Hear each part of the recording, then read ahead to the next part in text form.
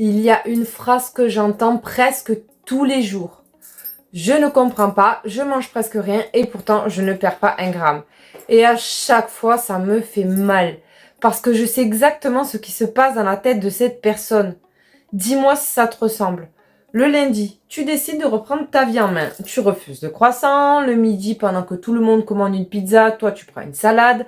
L'après-midi, quelqu'un apporte des gâteaux. Tu souris et tu dis non merci. Pas parce que tu n'en as pas envie, parce que tu espères qu'en faisant tous ces sacrifices, quelque chose va enfin changer. Le soir, tu te couches avec la faim au ventre, mais tu te rassures, ce n'est pas grave, demain la balance va enfin me récompenser. Et le lendemain, tu montes dessus, tu regardes le chiffre, tu attends, rien. Ou pire, tu as pris du poids.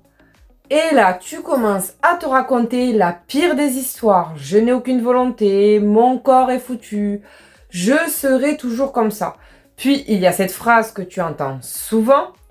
Tu dois bien faire des écarts sans t'en rendre compte. Et ça te fait encore plus mal. Parce que toi, tu connais tous les efforts que tu fais. Alors, tu prends cette décision, tu vas manger encore moins. Et c'est précisément là que beaucoup de personnes s'enferment dans un cercle de frustration. Parce que le problème n'est pas toujours de manger trop.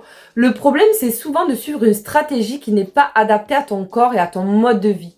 Tu n'as peut-être pas besoin de moins manger, tu as peut-être besoin de mieux manger. Alors arrête de culpabiliser encore une fois, arrête de croire que tout est de ta faute. Si tu t'es reconnu dans cette vidéo, écris-moi simplement blocage en commentaire ou en message privé. Je t'expliquerai les erreurs que je retrouve le plus souvent chez les personnes qui font énormément d'efforts sans voir le résultat qu'elles méritent.